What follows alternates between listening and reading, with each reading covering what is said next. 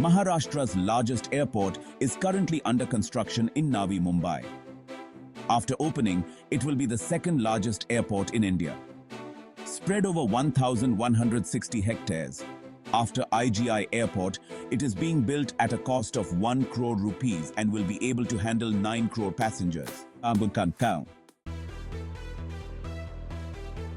For comparison, every year from 2032, currently, the country's largest airport, Delhi IGI, is able to handle only 6 crore passengers in a year.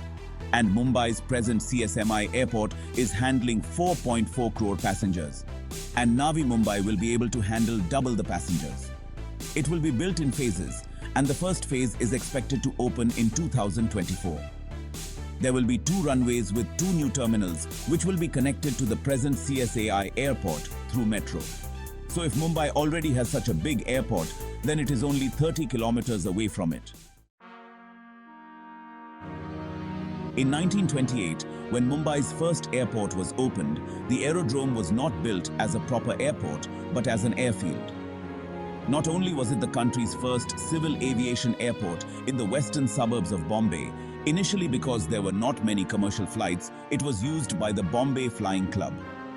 Rich and influential people used it a lot for teaching and joyrides, but their activities were limited because the airport became unusable during the monsoon.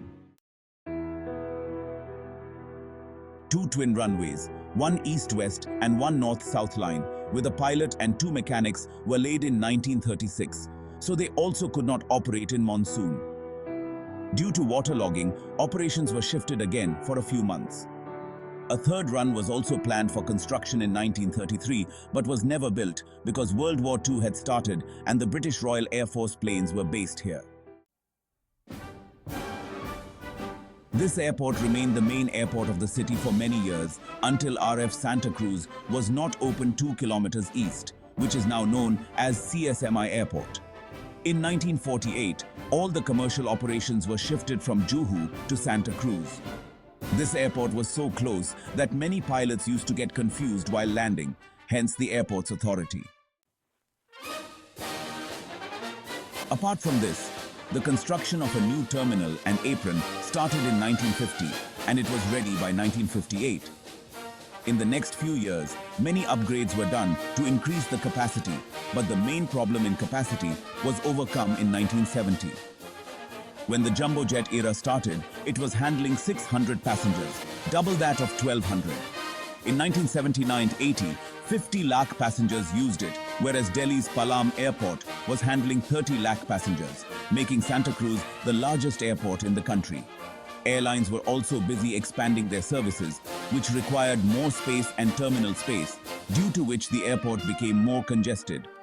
In 1967, Tata Committee was set up, which studied the issues of the airport and recommended building a new terminal so that after a decade-long deliberation, the traffic requirements could be met.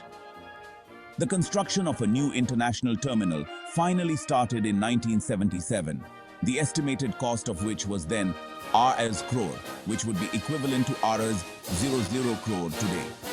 It took 3 years to build the first phase, and finally T2A was opened in December 1980 after its construction. Out of which 60 were domestic travelers. Gradually, it also reached the capacity and congestion was seen in both aircraft movement and passenger traffic. Hence, in 2004, the bidding process was started to further modernize it. And in 2006, AAI took the decision to privatize the airport, in which GVK Late Consortium won a bid. To manage and operate it, the consortium also included Airports Company South Africa and Bid West. To acquire it, Mumbai International Airport Limited, ML, was given a form. Currently, the airport has 2 terminals, T1 and T2, with T1 serving domestic flights and T2 handling both domestic and international flights. In February 2021, Adani Enterprise purchased the stakes of both GV and Bidway from AA, which now controls them. 74% stake has been made in AL and the remaining 26% is with AAI. This project was first conceived in November 1997, when the Ministry of Civil Aviation had set up a committee to develop a new airport. To locate the site of the international airport, this committee had recommended a new site in the Mandwa Rivers region.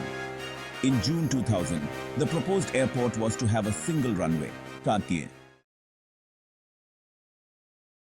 The villages had to be relocated, in which there were more than 2,700 households, mostly fishermen, farmers, and other day laborers. The geography of this area was a challenge in itself. Being a low-lying coastal land, it included 500 acres of mangroves, 1,000 acres of mud flats, and 250 acres of marshland. Apart from this, the Kalundia and Ulve rivers passed through the middle of Karnal. It will have 3 interconnected terminal buildings, and after the first phase, it will be able to handle 2 crore 55 lakh passengers in the first year. After the construction of all phases, it will handle 9 crore passengers annually. Lingo has sponsored this video. By using this app, Indian users will be able to easily learn English, Hindi, and other regional languages. This app is now available for download on the Play Store and WhatsApp.